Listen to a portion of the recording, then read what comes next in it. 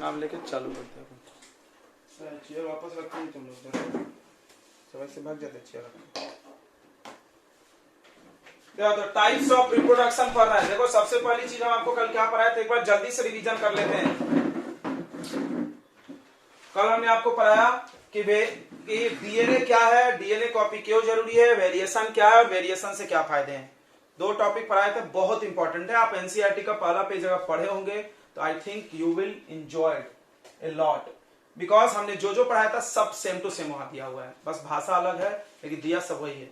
ठीक है, तो आई थिंक आपने पढ़ा होगा अगर आपको थोड़ा भी बायोलॉजी या साइंस से प्रेम है तो क्या लिखा होगा हम आपको फिर से बता दे रहे हैं। डीएनए क्या है और क्यों जरूरत है डीएनए कॉपी की। तो डीएनए क्या है सबको पता है, हमारे सेल के अंदर पाया जाता है, इंफॉर्मेशन सोर्स है जिससे प्रोटीन बनता है, उस प्रोटीन से ऑर्गेन बनता है। अगर इंफॉर्मेशन बदल जाएगा तो ऑर्गेन का डिजाइन बदल जाएगा, बॉडी डिजाइन चेंज हो जाएगा। डीएनए में ज्यादा चेंज अलाउ नहीं है, अगर ज्यादा डीएनए चेंज हो जाएगा तो जिस सेल के अंदर के ऑर्गेनेल्स है उसके साथ डीएनए काम नहीं कर पाएगा, सेल मर जाएगा, राइट। अगला आता है डीएनए कॉपी से फायदा क्या है। डीएनए कॉपी से हमारा बॉडी डिजाइन बिल्कुल पेरेंट के जैसा होता है, ताकि हम उसी जगह पे रह सकते हैं, उसी हैबिटेट में रह पाते हैं जिसमें पेरेंट रहते थे। दूसरा, बॉडी डिजाइन हमारा सेम रहने से क्या फायदा होता है कि हम इकोसिस्टम में उसी लेवल को फील करते हैं जो हमारे पेरेंट करते थे। इस तरह से फूड चेन का बैलेंसिंग बना रहता है। और तीसरा फायदा क्या था कि डीएनए कॉपी से हमारे स्पीसीज जो होता है वो कंटिन्यू रहता है अर्थ पे, हमारा जो प्रजाति है वो अर्थ पे मेंटेन रहेगा, नहीं तो गायब हो जाएगा। ठीक है, तो ये हो गया आपके इंपॉर्टेंस ऑफ डीएनए कॉपी। उसके बाद आता है वेरिएशन। वेरिएशन मतलब क्या होता है, अंतर। सिंपल सी बात, अंतर मतलब क्या होता है भाई, दो लोगों में difference. The difference of character between two organism is called off same species. ये ध्यान रखें, सेम स्पीसीज के दो ऑर्गेनिज्म में जो जो चीजों में अंतर है, कैरेक्टरिस्टिक्स उसका, वो उसको वेरिएशन बोलते हैं। वेरिएशन से क्या फायदा है या वेरिएशन होता कैसे है, तो बहुत सिंपल सी बात है कि रिप्रोडक्शन मतलब वेरिएशन। याद रखें, हम आपको लिख के दिए थे, reproduction is equal to variation plus DNA copy. दो काम हर रिप्रोडक्शन में होता है, डीएनए भी कॉपी होता है, वेरिएशन भी होता है। यानी हर रिप्रोडक्शन में वेरिएशन होता है, चाहे सेक्सुअल हो चाहे एसेक्सुअल हो। एसेक्सुअल रिप्रोडक्शन वेरिएशन कैसे होता है, तो जब वो कॉपी चलते रहता है डीएनए का, उस वक्त केमिकल रिएक्शन से कॉपी होता है, और केमिकल रिएक्शन में कुछ एरर्स आ जाती हैं, कुछ गलतियां हो सकती हैं, और होगी ही पक्का, क्योंकि दुनिया का कोई भी केमिकल रिएक्शन 100% रिलायबल नहीं है। अगर तुम एनसीईआरटी पढ़ोगे तो तुमको अच्छा लग रहा होगा, बिकॉज हम जो जो वर्ड्स बोल रहे हैं सेम टू सेम एनसीईआरटी में लिखा हुआ है, तो रिलायबल नहीं है। नो, बोलते हैं ना कि कोई भी chemical reaction is absolutely not reliable, पूरा भरोसेमंद नहीं होता है। मतलब पक्का डीएनए कॉपी के बाद कुछ ना कुछ गलती होगी और उस गलती से वेरिएशन आएगा। बट एक प्रॉब्लम है, अगर वेरिएशन ज्यादा हो जाएगा तो वो सेल सर्वाइव नहीं करेगा। मतलब एसेक्सुअल रिप्रोडक्शन में ज्यादा वेरिएशन हो नहीं सकता, ये बात पक्का है। वेरिएशन होगा ये पक्का है, लेकिन ज्यादा नहीं होगा, क्योंकि अगर ज्यादा होगा तो सेल मर जाएगा। ठीक है, अब सवाल है वेरिएशन से क्या फायदे हैं। वेरिएशन से क्या फायदे हैं, तो वेरिएशन के हमने आपको दो फायदे बताए होंगे। पहला फायदा होता है वेरिएशन से हमारा जो ऑर्गेनिज्म है उसको सर्वाइवल एडवांटेज मिलता है। ये वर्ड रख जाओ, सर्वाइवल एडवांटेज मतलब जीवन जीने में मदद। कैसे, इसको एक्सप्लेन किया गया होगा कि हमारे इन्वायरमेंट का कंडीशन चेंज होते रहता है। इस चेंजिंग इन्वायरमेंट के कंडीशन में अगर आपको सर्वाइव करना है तो you must have some variation, so that अगर इन्वायरमेंटल कंडीशन बदल जाए तो आप सर्वाइव करें। हमने आपको बोला था कि एनसीईआरटी से एक एग्जांपल लिख लेना नोट्स में। लिखे सबने? अच्छी बात है, लिख लिए हैं तो लिखना चाहिए। क्या एग्जांपल लिखना था कि there were a group of bacteria lived in tempered water, ऐसा ही कुछ लिखा होगा एनसीईआरटी में। कुछ ग्रुप है बैक्टीरिया के जो टेम्पर्ड वाटर में रहते हैं, सडनली ग्लोबल वार्मिंग से वाटर गर्म हो जाता है तो पूरे बैक्टीरिया मर जाएगी, लेकिन कोई ना कोई बचेगा, बिकॉज जिसमें टेम्परेचर बर्दाश्त करने का बदलाव आया होगा वो बच जाएगा, और उस तरह से बैक्टीरिया का वेरिएशन उसको बचा दिया, बैक्टीरिया प्रजाति को बचा दिया। ठीक है, दूसरा फायदा हम बताए थे कि बदलाव से इवोल्यूशन आता है, धीरे धीरे परिवर्तन होने से नई प्रजातियां बनती है और ये बनते रहता है। तो इवोल्यूशन के लिए भी जरूरी है कि बदलाव आए। ठीक है, ये हमने आपको पढ़ाया था। आगे क्या पढ़ना है हम लोग को, टाइप्स ऑफ रिप्रोडक्शन। आप नोट कर लीजिए इसको जल्दी से। देखिए, तो रिप्रोडक्शन के दो बेसिक टाइप होता है, सबने बचपन से पढ़ा होगा, इसमें कोई हम नया नहीं बता दिए हैं। एसेक्सुअल और सेक्सुअल। ठीक है, ये सब बहुत इजी जाता है, इसमें कुछ भारी नहीं लगता है बच्चों को, बस आप एग्जांपल याद करो। तो हम जो बोले वो याद रखो, वही सवाल में पूछा जाएगा पेपर में। जो तुम जानते हो बिल्कुल भूल जाओ, कोई जरूरत नहीं है तुमको। क्या तुमसे कोई एसेक्सुअल का डेफिनेशन पूछेगा, मूर्ख हो क्या, कोई फायदा नहीं है याद करके, फिर भी सुन लो। नाम को देखो, ए मतलब एक, सेक्स मतलब मेल या फीमेल, यानी एक पेरेंट, नाम भी बता रहा है एक पेरेंट। एक पेरेंट इसमें चाहिए, सेक्स मतलब पेरेंट ही होता है ना, मेल या फीमेल। एक पेरेंट का रिप्रोडक्शन मतलब एक ही कोई ऑर्गेनिज्म रहेगा, उससे दो ऑर्गेनिज्म बनेंगे, ज्यादा भी बन सकते हैं। इसके 6 तरीके हैं इसको कराने के लिए। इसमें से कौन सा है? देखिए पहला फीजन, फीजन है, नाम तो आपने सुना होगा। फीजन का हिंदी होता है टूटना। फ्रैगमेंटेशन, फ्रैगमेंटेशन मतलब भी टूटना ही होता है, बट दोनों में बहुत अंतर है। क्या अंतर है मैं सोरल बताते हैं। फीजन यूनिसेलुलर में होता है, देखो हम ये यू लिखते जाते हैं, जहां हम यू लिख दिए समझना यूनिसेलुलर में होगा। तो फीजन सिर्फ यूनिसेलुलर ऑर्गेनिज्म में होता है, जैसे अमीबा में होता है बाइनरी फीजन। प्लाज्मोडियम एक प्रोटोजोआ है जिसमें मल्टीपल फीजन होता है। पैरामीशियम उसमें भी बाइनरी फीजन होता है, ठीक है। यानी फीजन कुल मिला के सिर्फ यूनिसेलुलर ऑर्गेनिज्म में होते हैं। फ्रैगमेंटेशन भी टूटना होता है, बट ये मल्टी सेलुलर में होता है। ये मल्टी सेलुलर के जो ऑर्गेनिज्म होते हैं वो बहुत सारे टुकड़े में टूट जाते हैं और फिर वो हर टुकड़ा एक नया नया ऑर्गेनिज्म बना लेता है। किसमें होता है फ्रैगमेंटेशन? हाइड्रा और प्लानेरिया। प्लानेरिया नहीं जानते हो हम बताएंगे, सुनते चलो बस ना। रीजनरेशन क्या होता है? तो रीजनरेशन मतलब उसका बॉडी का पार्ट्स अगर लॉस्ट हो जाएगा तो वो फिर से नया बन जाएगा। इसमें भी प्लानेरिया है, कॉमन है दोनों में। फ्रैगमेंटेशन में स्पाइरोगैरा भी है। बडिंग, बडिंग होता है बच्चों ईस्ट में, ईस्ट और हाइड्रा, ईस्ट और हाइड्रा में बडिंग होता है। बडिंग मतलब बर्ड मतलब होता है कली, उसके ऐसा बॉडी में से कली निकलेगा, जैसे गुलाब में पेड़ पौधों में कली नहीं निकलता, ऐसा डाली फूट के निकल जाता है, वैसे वो निकलता है। बट ये पेड़ पौधों में नहीं होता है, ये एनिमल, मतलब एनिमल तो नहीं बोल सकते, यूनिसेलुलर मल्टी सेलुलर ये भी है। ये यूनिसेलुलर में भी हो रहा है, मल्टी सेलुलर में भी हो रहा है, दोनों में हो रहा है। देखो regeneration multi cellular, fragmentation multi cellular, vegetative propagation plant. तो इस पूरे में से एक ही तरीका है जो प्लांट के लिए लगता है, ये वाला, ये प्लांट के लिए लगता है वेजिटेटिव प्रोपगेशन। ये तुम जानते होगे, हम लोग गार्डन में लगाते हैं, गार्डनिंग में यूज करते हैं, कटिंग ग्राफ्टिंग। जैसे गुलाब का डाली लगा लो, किसी का रूट लगा लो, किसी का पत्ती तोड़ के लगा लो, प्लांट निकल जाते हैं, वही तरीका है। सब्जी भाजी के लिए देखो नाम ही है वेजिटेबल, वेजिटेटिव प्रोपगेशन ज्यादातर वेजिटेबल्स के लिए लागू होते हैं। उसके बाद देखो स्पोर फॉर्मेशन, ये फंगी के लिए लगता है, मतलब इसका एग्जांपल है वो राइजोपस, सुने होंगे राइजोपस, बहुत सारा ऐसा अचानक से आबादी बना लेता है, फंगी है, तो उसके लिए लागू होता है। चलिए हम एक एक डिटेल में पढ़ेंगे। सेक्सुअल रिप्रोडक्शन बाद में, ओके। आप डेफिनेशन लिख ले, हेडिंग लगा के लिख लो, the type of nutrition, sorry nutrition बोल रहे, देखो the type of reproduction in which single organism या सिंगल पेरेंट इज रिक्वायर्ड।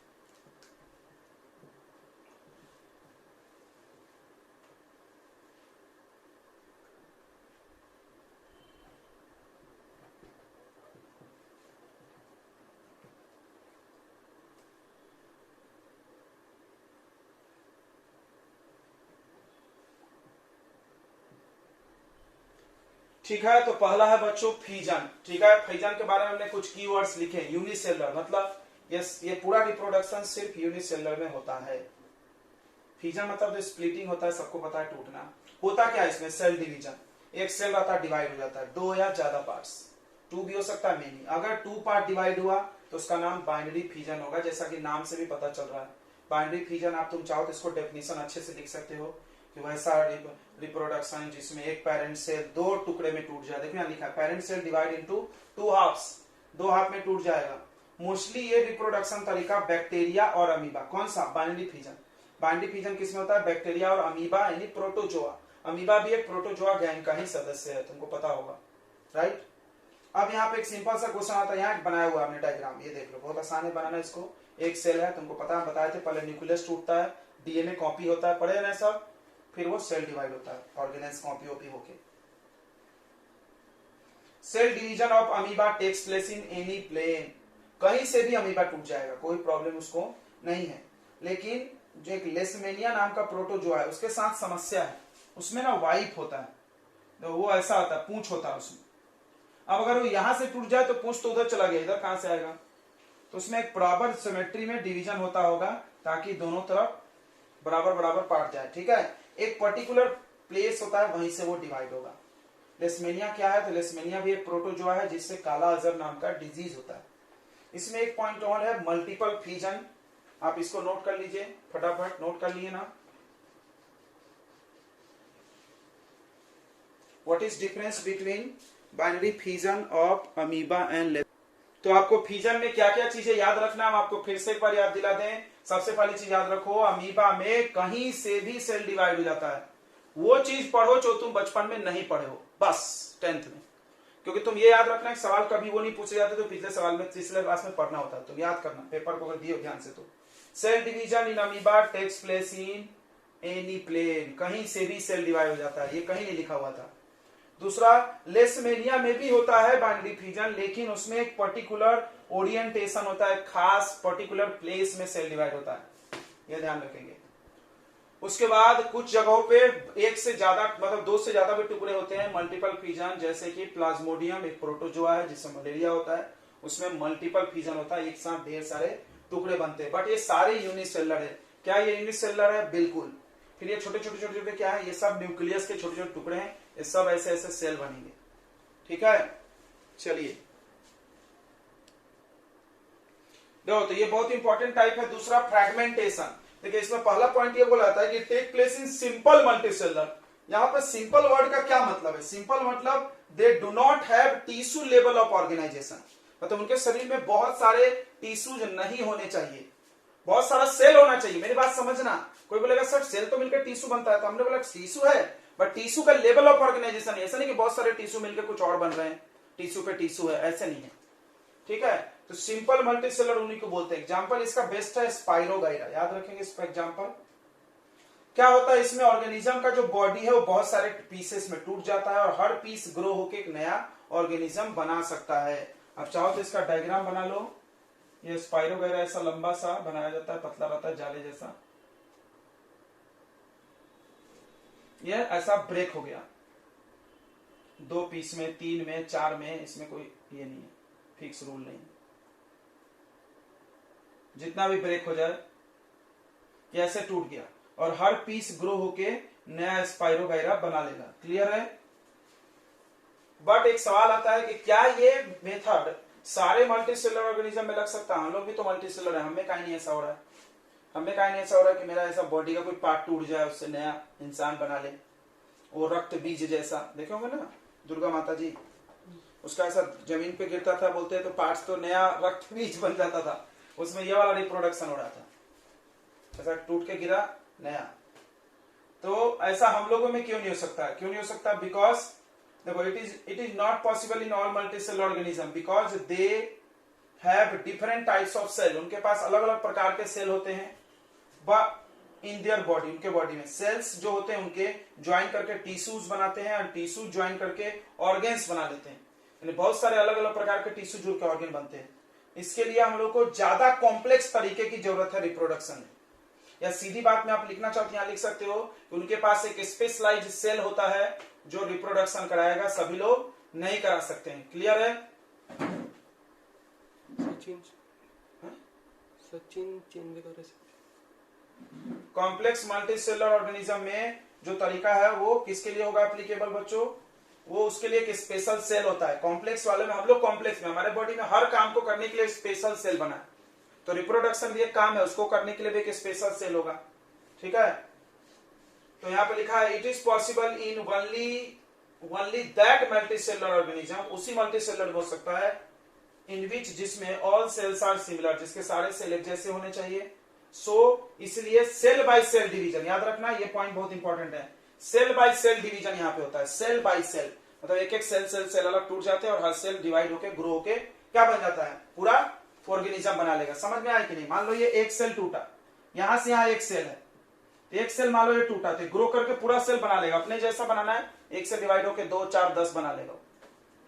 लेकिन अगर सारे सेल अलग होते तो फिर ये सेल अलग होता, ये अलग, तो ये तो इस बाजू वाला सेल कैसा बनता? फिर समझ में आ रहा है कि नहीं आ रहा है? आ रहा होगा कि नहीं आ रहा है? बोल नहीं रहे सब। ठीक है, तो इसमें एक पॉइंट और शामिल कर ले आप इसी आंसर में।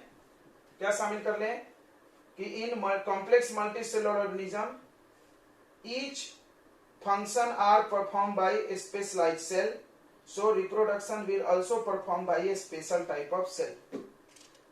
ठीक है, in complex multicellular organism, note कर लिया, इन कॉम्प्लेक्स, दो इसमें 2 पॉइंट लिखेंगे।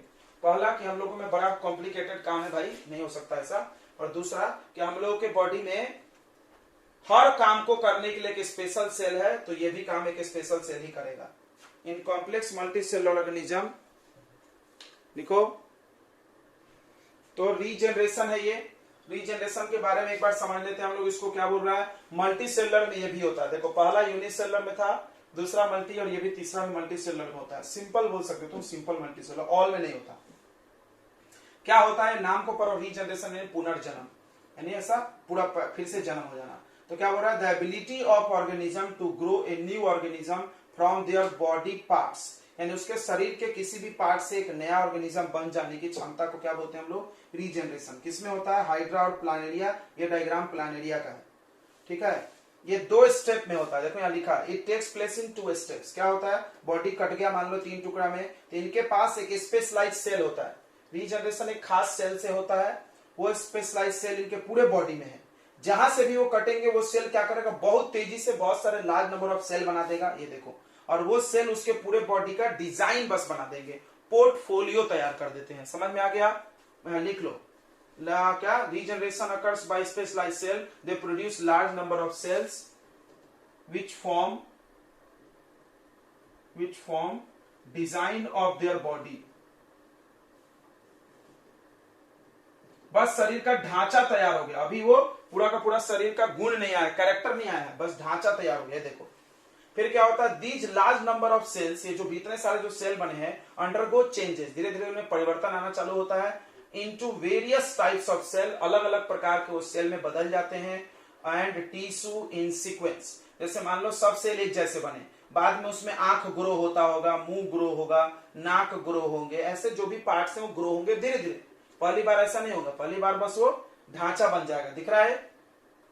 चलिए, इसमें एक बहुत इंपॉर्टेंट बात क्या है कि इसमें क्या होता है बच्चों, बहुत इंपॉर्टेंट बात, ये पॉइंट जो ऊपर में लिखा हमने सबसे इंपॉर्टेंट है कि ये एक रिप्रोडक्शन का कोई तरीका नहीं है। Regeneration is a not type of reproduction, कोई एक टाइप नहीं है, बिकॉज जो भी ऑर्गेनिज्म रिप्रोडक्शन करता है रीजनरेशन से, वो जरूर किसी ना किसी और मेथड पे भी डिपेंड रहता है। क्यों भाई, क्योंकि कटने के भरोसे तो आप इस भरोसे तो नहीं रखे कि हम कटेंगे तो बच्चा पैदा होगा, भाई तो कटे नहीं तो पूरी लाइफ तो फिर तो बच्चा ही पैदा नहीं होगा, रिप्रोडक्शन ही बंद, स्टेबिलिटी खत्म, पॉपुलेशन गायब, स्पेसीज गायब हो जाएगा, मान लो कटा ही नहीं 50-100 साल तो ये प्रॉब्लम हो सकता है। इसीलिए जो भी ऑर्गेनिज्म इससे रिप्रोडक्शन करता है वो जरूर किसी दूसरे मेथड पे डिपेंड रहता है रिप्रोडक्शन के लिए। यहां लिखा है most of organisms that reproduce by regeneration also depend on another method of reproduction like hydra. Hydra में आप देखोगे बर्डिंग से भी करता है और इससे भी कर लेता है। ठीक है, यहाँ पे लिखा है in this reproduction method their body cut into many pieces, वही बात लिखी है, ये जो डायग्राम में जो है उनका बॉडी बहुत सारे पीसेस में कट जाता है, हर पीस ग्रो होकर के नया ऑर्गेनिज्म बना लेता है। क्लियर है बच्चों, आगे बढ़ा जाए। देख रहा होगा इसमें ऑर्गेनिज्म के बॉडी में सबसे पहली चीज, ये भी मल्टी सेलुलर में होता है और यूनिसेलुलर में भी होता है। ये यूनिसेलुलर में भी हो सकता है, मल्टी सेलुलर में भी होता है। इसका एग्जांपल है हाइड्रा और ईस्ट। हाइड्रा में भी होता है और ईस्ट में भी होता है, हाइड्रा एंड ईस्ट, यह हाइड्रा और ईस्ट में होता है। ठीक है, तो यूनिसेलुलर में भी पॉसिबल है, हाइड्रा मल्टीसेलुलर है, ईस्ट यूनिसेलुलर है, तो मल्टीसेलुलर में भी पॉसिबल है और यूनिसेलुलर में भी पॉसिबल है। तो possible in both unicellular as well as multicellular.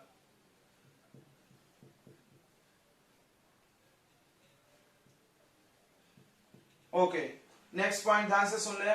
Next point, इसमें होता क्या है, एक बर्ड डेवलप होता है। इनके बॉडी पे एक कली जैसा एक उठा हुआ पार्ट, बल्ज भी बोलते हैं, बल्ज उठ जाता है, कुछ पार्ट ऐसे उठ जाएगा, जैसे कोई भी पेड़ पौधे में ऐसा छोटा सा फुलगी निकलता है, खुल गई यानी ब्रांचेस बनने के लिए, वैसा ही कुछ जैसे आलू में आपने देखा होगा आंख निकल जाता है, वैसा ही कुछ इनके बॉडी में निकलता है। फिर वो ग्रो होता है, ग्रो होता है, जब वो ग्रो होकर के कंप्लीट हाइड्रा बन जाता है तो अपने पेरेंट के बॉडी से वो डिटैच हो जाता है। क्या हो जाता है? डिटैच। डिटैच मतलब अलग होना, बस इज कॉल्ड बडिंग। ठीक है, तो क्या होता है इसमें, in this method a bird is developed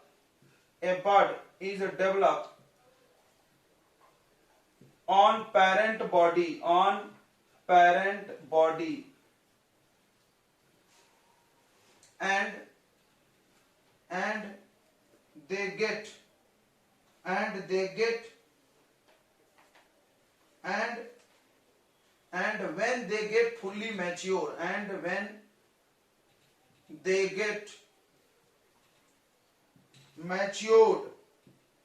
matured यानी बड़ा हो जाना, दे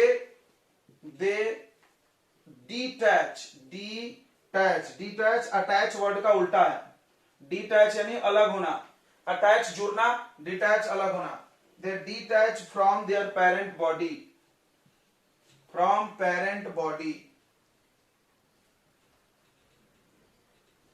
and form a new organism and produce new organism। ठीक है, कोई बड़ी बात इसमें नहीं है। ठीक है, आ गया होगा समझ में आपको? इसमें कोई सवाल है तो अब आप पूछ सकते हैं। तो देखो, नाम जैसा कि वेजिटेटिव प्रोपगेशन है तो ऑब्वियसली वेजिटेबल यानी प्लांट से जुड़ा हुआ है, तो ये प्लांट के लिए होता है। इसमें क्या डेफिनेशन है, बोलते हैं कि एक प्रोसेस है जिसमें हम लोग नए प्लांट को ग्रो कर सकते हैं from the some part of the existing plant. यानी मेरे पास पहले से कोई पेड़ है, उस पेड़ का कुछ भी पार्ट, कुछ टुकड़ा, या हम स्टेम काट के लाए, या हम डाली लाए, या हम ब्रांच लाए, या हम उसका पत्ती लाए, या उसका रूट लाए, कुछ भी लाए। अक्सर ये चीज सबने किया है, कोई नई बात नहीं है। सब लोग गुलाब अपने लाइफ में कभी ना कभी आप रोज लगाए होंगे, गुलाब लगाए होंगे, और आपको पता है गुलाब कैसे लगाया है, क्योंकि सबने लगाया होगा गुलाब। गुलाब में हम डाली काट के लाते, लगा देते हैं। That is the vegetative propagation, यानी नया प्लांट ग्रो किया गया from the part of existing plant, यानी जो प्लांट पहले से था उसका पार्ट लाए और नया प्लांट ग्रो कर लिए। ठीक है, तो इसका हम डेफिनेशन लिख ले रहे हैं, क्या है? इन दिस मेथड, ऐसा लिखा करो अच्छा रहता है, in this method new plant can be grown, उगाया जा सकता है, can be grown from the part of, new plant can be grown from part of, कौन कौन पार्ट? आप स्टेम ले सकते हैं, आप रूट ले सकते हैं, आप लीव्स ले सकते हैं, बीज के अलावा कुछ भी ले लो, ऑफ एग्जिस्टिंग प्लांट।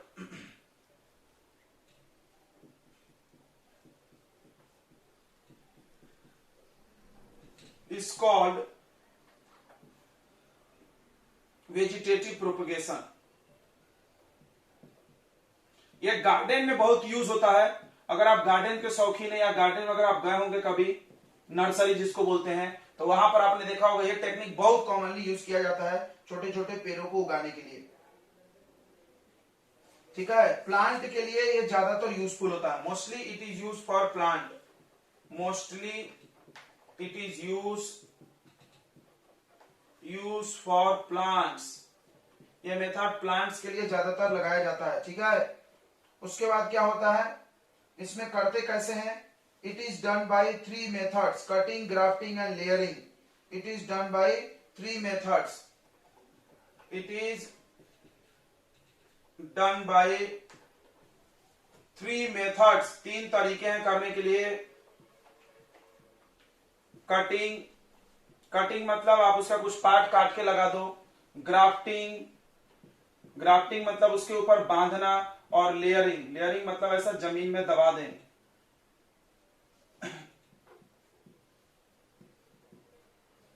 ठीक है, कटिंग, ग्राफ्टिंग और लेयरिंग, कटिंग, ग्राफ्टिंग और लेयरिंग यूज करते हैं। ठीक है,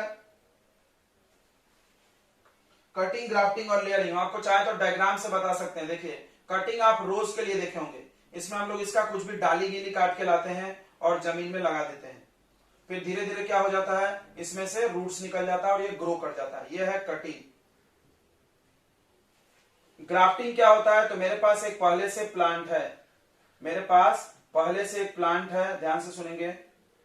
अब इसमें हमने क्या किया, इसका ऐसा ऊपर का हिस्सा टूट गया, सड़ गया, कुछ भी हो गया, हमने क्या किया, दूसरे पेड़ से कुछ भी हिस्सा काट के लाके इसमें जोड़ दिए। देखे होंगे तुम, कोई कोई जोड़ते रहता है, यहां बांध देते हैं, देखे होंगे पिक्चर में दिखाते रहते हो लोग। यहां पर हम दूसरे प्लांट से लाए और इसमें जोड़ दिए, देखे होंगे आपने, तो ये ग्राफ्टिंग है। अब ये पेड़ नया पेड़ हो गया। उसके बाद लेयरिंग, लेयरिंग क्या होता है, तो मान लो मेरे पास पहले से कोई प्लांट है ऐसा ग्रो वाला,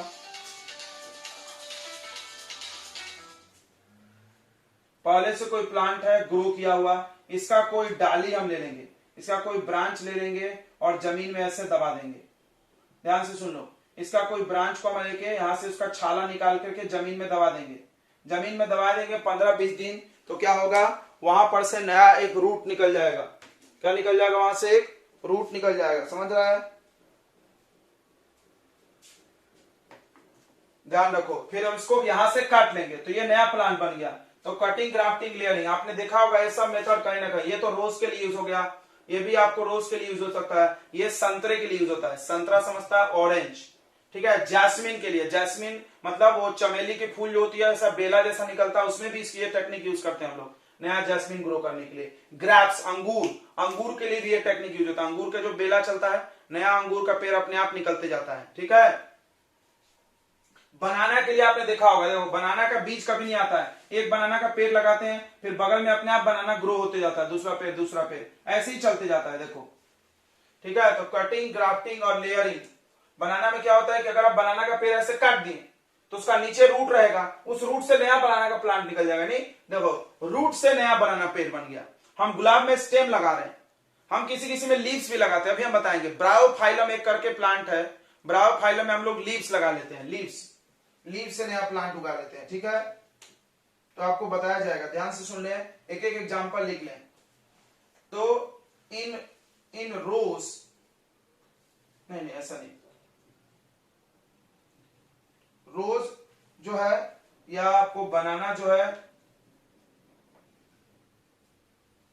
इनको ग्रो कर सकते हैं हम grown by cutting, cutting method से ग्रो कर सकते हैं आप। और ग्रेप्स, अच्छा कटिंग से शुगर केन भी होता है, गन्ना, गन्ना भी ऐसे लगाते हैं। अब गन्ने की खेती तो देखे होंगे, एक बड़ा सा गन्ना लाया जाता है, उसको पीस पीस काट लेते हैं, 10-20 पीस छोटे छोटे, और हर पीस को प्लांट कर दो, ये देखो कटिंग। तो कटिंग टेक्निक बनाना में यूज होता है और शुगर केन में, रोज में। ये जो ग्राफ्टिंग टेक्निक है, ऑरेंज और जैस्मिन, जैस्मिन इन्होंने लिखा नहीं है, आप जैस्मिन अपने मन से लिख लो, ऑरेंज के लिए यूज होता है।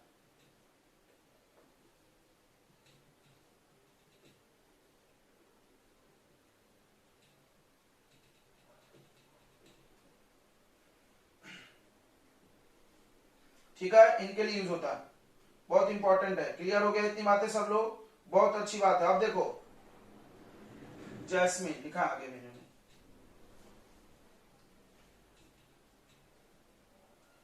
अब आप आता है एडवांटेजेस ऑफ वेजिटेटिव प्रोपगेशन, वो पेपर में जरूर आता है कि वेजिटेटिव प्रोपगेशन से क्या फायदा है, आप ऐसा क्यों कर रहे हो, कि हम लोग तो प्लांट के लिए अलग रिप्रोडक्शन टेक्निक भी जानते हैं, उससे क्यों नहीं कर रहे हैं, उससे क्यों नहीं कर रहे हैं। तो advantages of vegetative propagation, the advantages of vegetative propagation paper में बहुत बार आता है कि क्या फायदा है वेजिटेटिव प्रोपगेशन में, हम लोग क्यों प्लांट को वेजिटेटिव प्रोपगेशन से उगाना चाहते हैं। तो बहुत फायदे हैं बच्चों। कुछ प्लांट के जो होते हैं वो बीज बनाने की कैपेसिटी नहीं होती है, और उन प्लांट को भी इससे ग्रो किया जा सकता है, ठीक है। तो पहला एडवांटेज यही है कि सम प्लांट्स या that plants in this method we can grow that type of plant which have lost their capacity of producing seeds, ठीक है। या this method is used, this method can be used to grow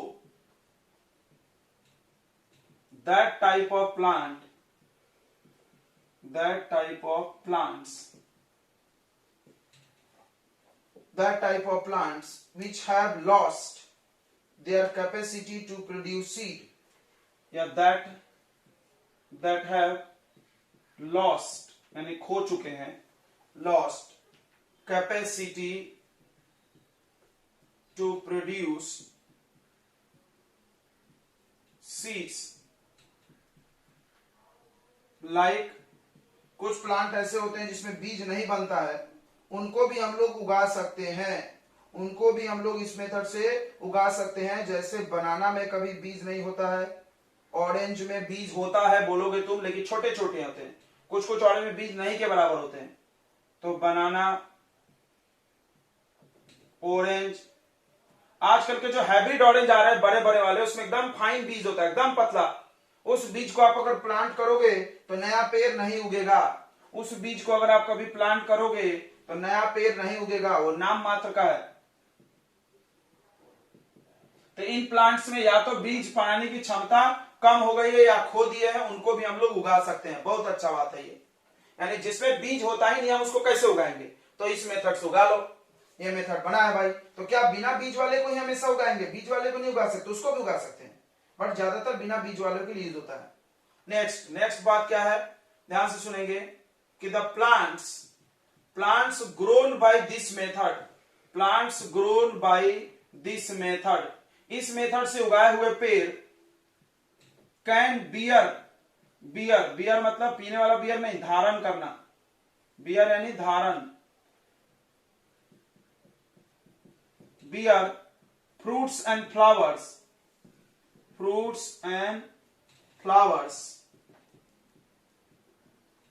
earlier मतलब जल्दी। देखो तुम nursery गए होगे और नर्सरी में ध्यान दिया होगा कि छोटे छोटे पौधे होते हैं, उसमें फूल निकल गए होते, इतने से प्लांट उसमें फूल आ गए। अगर हमने घर में जैस्मिन लगाया था, इतना बड़ा पेड़ हुआ, तब फूल आना चालू हुआ। हमने घर में मैंगो ट्री लगाया तो 3 साल बाद आम फली। नर्सरी का प्लांट लाए, इस साल लाओ इसी साल आम खाओ वाला काम होता है, तुरंत फ्रूट्स निकलता है, उसमें कोई टाइम नहीं लगता, हर साल आम निकलेगा, छोटे से प्लांट में आम निकल जाएगा। मतलब आम के लिए ज्यादातर हमने देखा, इसलिए आपको मैंगो का एग्जांपल दे रहे हैं, ठीक है। आप फ्लावर्स के लिए देखो, नर्सरी वाले बेचने आते हैं प्लांट, इतने से प्लांट रहते हैं, उसमें 2-3 रोज निकले रहते हैं, उसमें 2-3 आपको वो मैरीगोल्ड का फ्लावर दिख जाएगा। तो भाई कहां से ऐसा चमत्कार हो गया? हम घर में मैरीगोल्ड लगाते तो इतना बड़ा होता है तो फूल आता है, उन्होंने इतने से प्लांट में कैसे फूल बना लिया? ये सब कमाल इस मेथड का है। वो लोग क्या करते हैं, एक प्लांट उगाते हैं पहले बड़ा, फिर उसको काट देते हैं, समझ में आ रहा है? उसको काट देते हैं और उसमें लाके छोटा एक प्लांट जोड़ देते हैं, तुमको क्या दिखेगा, इतने से में फूल निकल रहा है, ग्राफ्टिंग किया हुआ है उसमें। तो ग्राफ्टिंग टेक्निक यूज हो गई है, तो छोटे में कम में बम हो गया हो। तो ये दूसरा फायदा है। इसीलिए सजावट वाले जितने भी फूल और फल होते हैं, सजावटी पेड़ जो शो के लिए शोपीस लगाना है, वो सब यही टेक्निक से उगता है। जो भी हम लोग शोपीस में लगाते हैं ना, डेकोरेशन के लिए जो भी पत्ती वत्ती, फूल पत्ती, डिजाइनिंग घर में रखते हैं, छोटे छोटे होने चाहिए, अच्छा दिखना चाहिए, ज्यादा बढ़ना नहीं चाहिए तेजी से, तो वो सब ग्राफ्टिंग से उगाया होता है, ठीक है, यानी वेजिटेटिव प्रोपगेशन से। तो दूसरा फायदा ये हो गया, जबरदस्त फायदे हैं इसमें। तीसरा क्या फायदा है बच्चों, इससे उगने वाला प्लांट जेनेटिकली सिमिलर होता है पेरेंट के जैसा, ठीक है। द प्लांट्स या all plants grown by this method is genetically similar। Genetically मतलब जीन्स सिमिलर होंगे उसके, सिमिलर टू पेरेंट प्लांट, अतः पेरेंट पेड़ के जैसा कैरेक्टरिस्टिक्स इनका मिलेगा, ठीक है। बहुत इंपॉर्टेंट बात है। देखिए क्यों ऐसा बोला इन्होंने, हम तुमको बता रहे हैं। एक्चुअली प्लांट में होता है सेक्सुअल रिप्रोडक्शन, प्लांट जो होता है आप पढ़े होंगे बचपन में, प्लांट में होता है सेक्सुअल रिप्रोडक्शन। अब यहाँ पे क्या किया तुमने, एक ही पेड़ से एक ही पेड़ उगा लिए, क्या इसमें 2 प्लांट लगा, मेल फीमेल, ऐसा कुछ लॉजिक चला? नहीं। तो जब एक ही प्लांट है तो ए सेक्सुअल जैसा हो गया, तो ए सेक्सुअल में क्या होगा, ज्यादातर कैरेक्टर मैच कर जाता है ना, थोड़ा सा चेंज आता है, याद है हम तुमको क्या बताते हैं, ए सेक्सुअल में वेरिएशन आता है लेकिन कम आता है, यानी एकदम सेम टू सेम। लेकिन वो जो सेक्सुअल से उगेगा उसमें तो बहुत बदलाव आ जाता है। जैसे हम लोग सेक्सुअल रिप्रोडक्शन से आते हैं पापा मम्मी से, तो बहुत चेंज दिखता है हम लोगों के, ना पापा से 100% मिल रहा है ना मम्मी से 100% निकला, इतना सारा चेंज हो गया, बराबर है कि नहीं। तो वो ऐसा ही प्लांट जो भी उगता है, जितने भी दूसरे प्लांट उगते हैं वो सेक्सुअल से आते हैं और वो जेनेटिकली सिमिलर नहीं रहते हैं, ना ही इससे पूरा मिलेगा ना ही इससे पूरा, क्योंकि अलग अलग से आया हुआ है। लेकिन यहां जो उगाया है तुमने वो तो एक ही प्लांट का मदद है, तो सेम टू सेम जीन होगा कि नहीं होगा, बिल्कुल सेम होगा। वैसे यही लिखा इन्होंने कि जेनेटिकली बिल्कुल सिमिलर रहता है। यहां पर एक एग्जांपल दिया है बच्चों, देखिए हमने आपको बताया कि लीव्स में नहीं बताया, बाकी सब बता दिए थे, फिर से सुन ले। स्टेम से कौन उगता है, रोज, और रूट से कौन उगता है, बनाना। स्टेम हो गया, रूट हो गया, बचा क्या, लीव्स। 3 पार्ट से ग्रो करने के लिए बोले थे ना, क्या है वेजिटेटिव प्रोपगेशन, मिटा दिया हमने। वैसा मेथड जिसमें एग्जिस्टिंग पार्ट प्लांट के किसी पार्ट से, कौन सा पार्ट बोले तो कौन सा पार्ट प्लांट में कितने पार्ट होते हैं, 3 मेन पार्ट होते हैं, कौन कौन, रूट, स्टेम और लीव्स, उससे उगाना है। कोई बोला फ्रूट्स और फ्लावर से, तो नहीं, उससे नहीं उगाते, ठीक है। तो एक प्लांट है जिसका नाम है ब्रायोफाइटा, क्या नाम है बच्चों, ब्रायोफाइटा है, ब्रायोफाइलम तुम लिख सो। इन ब्रायोफाइलम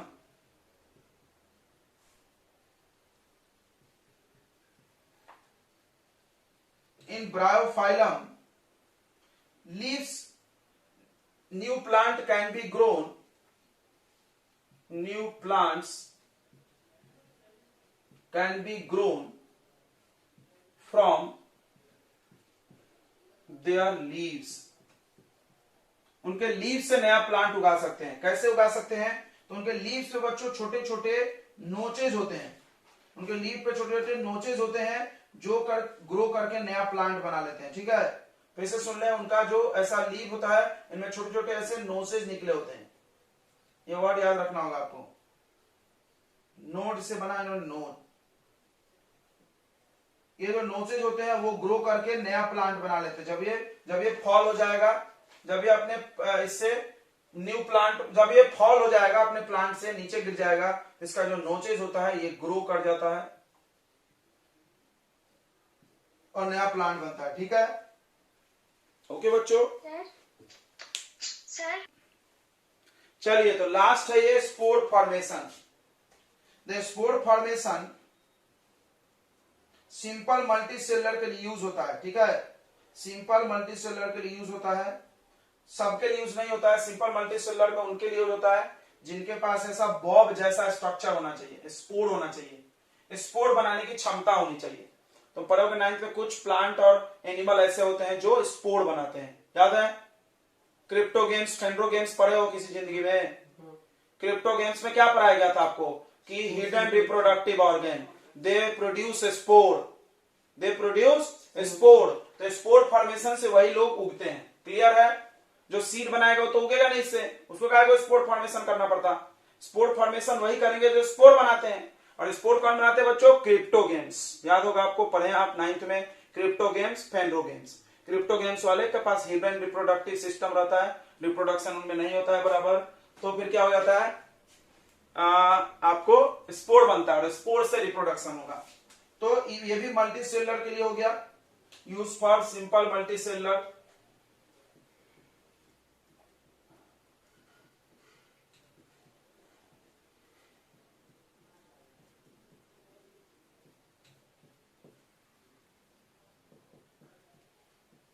सिंपल मल्टीसेलुलर के लिए यूज होता है, ठीक है। जैसे एग्जांपल है ब्रेड माउल्ड, किसके लिए यूज होता है, ब्रेड माउल्ड के लिए राइजोपस।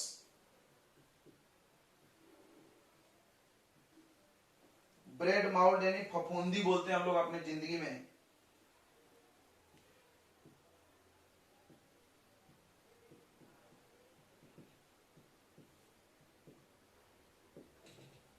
ठीक है, क्या होता है इसमें, इन दिस मेथड, इस मेथड में एक बॉब होता है, मतलब एक स्पोरेंजिया होता है, स्पोरेंजिया। देखिए ऐसा होता है, ये एक ऐसा छड़ी जैसा रहता है, इसके ऊपर ऐसा बॉब जैसा, बॉब मतलब गोल आकृति को बॉब बोलते हैं बच्चों। इस बॉब के अंदर, इस बॉब का नाम है स्पोरेंजिया। स्पोरेंजिया के अंदर छोटे छोटे छोटे छोटे जाने दाने जैसा स्पोर्स होते हैं, कण बोलते हैं, स्पोर होते हैं। बहुत इंपॉर्टेंट बात क्या है कि जब ये फट जाएगा, फटेगा कब? जब इससे फेवरेबल कंडीशन, मॉइस्चर मिलेगा, नमी मिलेगी। अगर नमी नहीं मिलेगा तो ये हार्ड कवर रहता है, ये जो स्पोरेंजिया का कवर रहता है बड़ा हार्ड रहता है, वो इनको प्रोटेक्ट करके रखता है। याद रखना, इन स्पोर्स को ड्राई एटमॉस्फेयर, सूखे वातावरण से प्रोटेक्ट कौन करता है? स्पोरेंजिया का थिक वॉल। ये सब क्वेश्चन आ जाता है। थिक वॉल प्रोटेक्ट करता है इनको ड्राई एटमॉस्फेयर में, सूखने से बचाता है। जैसे ही नमी मिलेगी, जैसे ही मॉइस्चर मिलेगा, ये ब्रस्ट कर जाएगा। स्पोरेंजिया जैसे ही ब्रस्ट करेगा तो मिलियंस के संख्या में इसमें से स्पोर निकलेंगे और सब स्पोर जमीन पे गिरेंगे और हर स्पोर से नया नया या राइजोपस या फंगी ग्रो हो जाएगा। क्लियर हो गया? यानी फंगी हो गया एक तरह से, उसके लिए भी यूज हो रहा है। ठीक है, तो they have sporangia, they have sporangia, ठीक है, लिख लेते हैं हम लोग इसको। They have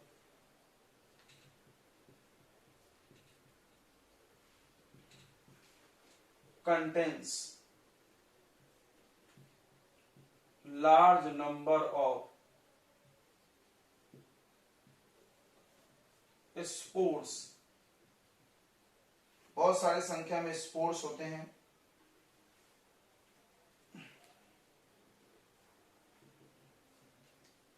when sporangia comes in contact with moisture,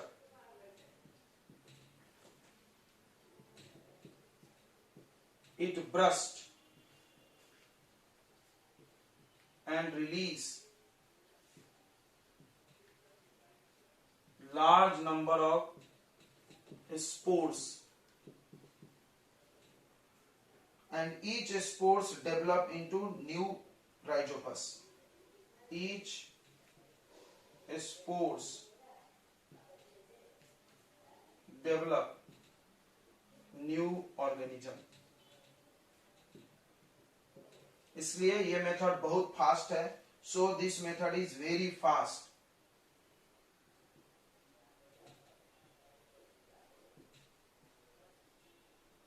this method is very fast, बहुत फास्ट है ये method. Large number of organism हम ग्रो कर सकते हैं सिंगल ऑर्गेनिज्म से, large number of organism grow कर सकते हैं हम सिंगल ऑर्गेनिज्म से, very fast. It produce very large number of organisms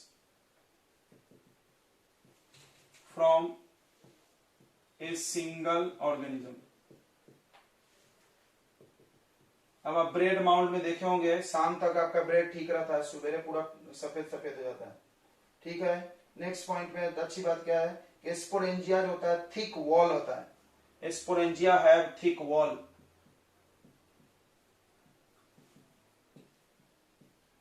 ये एडवांटेज हो गया एक तरह से, thick wall. It protect spores in dry condition। जब सूखा का हालत रहेगा, क्योंकि गीले होने पे फूटता है, जब सूखा हालत रहेगा तो फिर क्या होगा, वो उनको प्रोटेक्ट करेगा और जैसा मॉइस्ट कंडीशन में आएगा ये ब्रस्ट कर जाएगा। क्लियर है? तो कभी कभी पूछा जाता है स्पोर फॉर्मेशन से क्या एडवांटेज है। ये 2 पॉइंट है। तो एक छोटा सा टॉपिक आपके बुक में दिया है, tissue culture.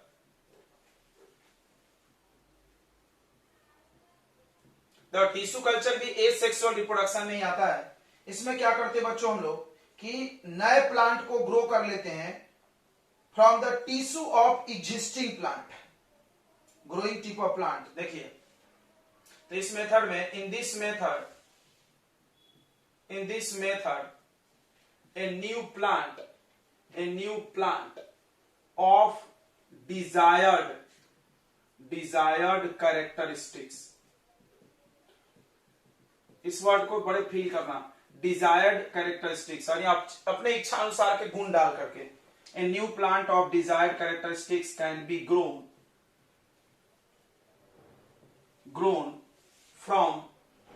from cells of parent from cells of growing tip of a plant by cells of a from क्या हुआ यहाँ पे from growing tip of from can be grown from growing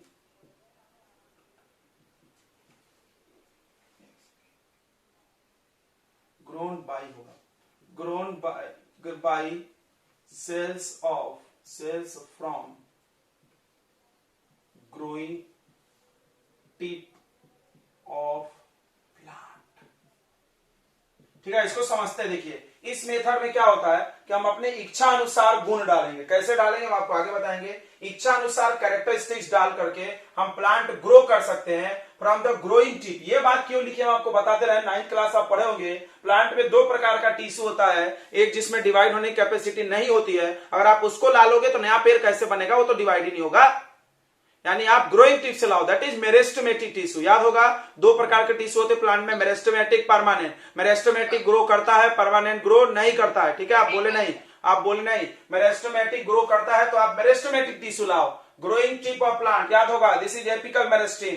growing tip of plant apical meristem, तो वो plant लाओ आप और उसको आप ग्रो करा के ये कर लो, नया प्लांट बना लो। टिश्यू कल्चर कैसे करते हैं बच्चों, तो ध्यान से सुनेंगे, आपको बता दें इसके स्टेप्स बता दे रहे हैं। इसके 2 स्टेप्स हैं बच्चों। सबसे पहला स्टेप में क्या करते हैं हम लोग कि सेल्स को ला करके आर्टिफिशियल मीडियम में प्लेस करते हैं। देखिए सेल्स आर प्लेस्ड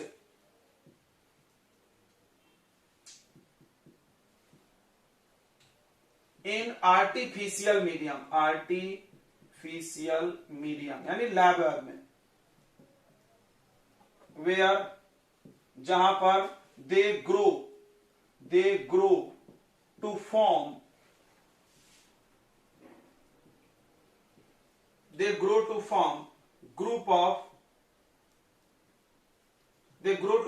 कैलस। वो कैलस बना लेते हैं। कैलस क्या होता है, तो कलेक्शन ऑफ सेल्स। कैलस मतलब कलेक्शन ऑफ टिश्यूज, बहुत सारे टिश्यूज का कलेक्शन, छोटा सा बन जाता है, एकदम छोटा सा। इसमें हम लोग क्या करते हैं, आर्टिफिशियल मीडियम, यही तो मेन खेला है, हमारे द्वारा बनाया गया मीडियम।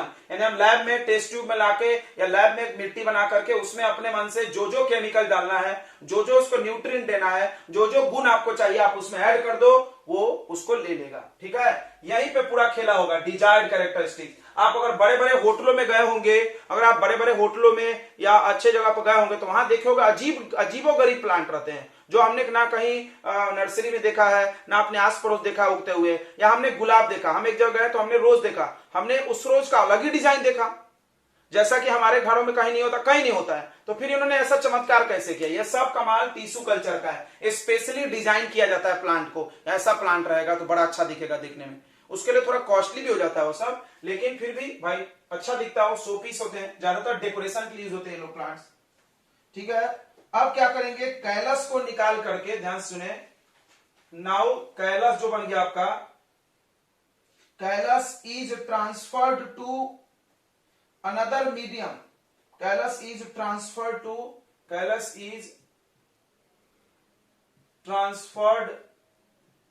टू अनदर मीडियम, एक दूसरे मीडियम में डाले हमने उसको फिर से उठा के। ठीक है, which contains growth hormones। आपने पढ़ा होगा प्लांट के अंदर ग्रोथ हार्मोन होते हैं, तो वो हम आर्टिफिशियल ग्रोथ हार्मोन दे देंगे उसको। क्या क्या होता है, ऑक्सिन, जिब्रेलिन, साइटोकाइनिन। याद है 3 ग्रोथ हार्मोन होता है, एक ग्रोथ रोकने वाला होता है एफसीसी एसिड। तो हमने कैलस को ट्रांसफर किया अनदर मीडियम में विच है, जिसमें ग्रोथ हार्मोन होना चाहिए, वे आप जहां पर कैलस ग्रो टू फॉर्म प्लांटी। ये प्लांटी क्या है भाई, तो प्लांट से एकदम छोटा छोटा, जैसे तुम बाजार में देखते होगे मिर्ची का प्लांट मिलता है, गोभी का मिलता है, हम लोग उसको लाके लगाते हैं, बड़े बड़े पेड़ उगा देते हैं, देखा होगा सबने, तो उसी को बोलते हैं plantlets. Grow to form plantlets, ठीक है। प्लांटलेट्स बन गया। देखो दो नाम आपको याद रखना है, प्लांटलेट्स, कैलस।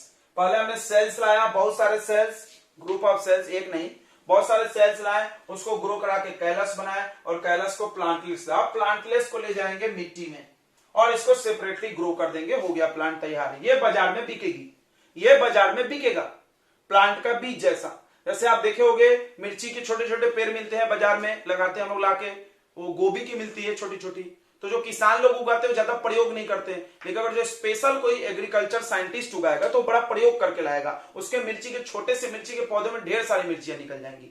बहुत बार ऐसा चमत्कार आपने देखा होगा, इतू सा पेड़ है, इतनी सारी मिर्ची, अरे दादा देख के आश्चर्य लगता है, इतना सारा मिर्ची कैसे उग गया तेरे पेड़ में, मेरे पेड़ में तो उगा नहीं यार। तो हमने टिश्यू कल्चर करवाया होगा, या हमने बोल करके वही प्लांट उगाया मांगे होंगे या ग्रो कराए होंगे। तो टिश्यू कल्चर से ये सब बहुत फायदे हैं, आप अपने इच्छा अनुसार चीजें उसमें कैरेक्टर डाल सकते हैं। अब क्या करते हैं, तीसरी बात, प्लांटलेट्स, एक second, plantlets are placed, plantlets are placed in soil, in soil, in soil where they grow to form mature plant, जहां पर ये बड़े होकर के बड़े बड़े पेड़ बनाते हैं। एडवांटेजेस पढ़ लेते हैं हम लोग, advantages, advantages of tissue culture, tissue culture के फायदे, टिश्यू कल्चर के फायदे। ठीक है, पहला फायदा है, पहला फायदा है कि आप डिजायर्ड कैरेक्टर बना सकते हो, डिजीज फ्री प्लांट बना सकते हैं। We can grow disease free plant, make बीमारी मुक्त पेड़, क्या बात है।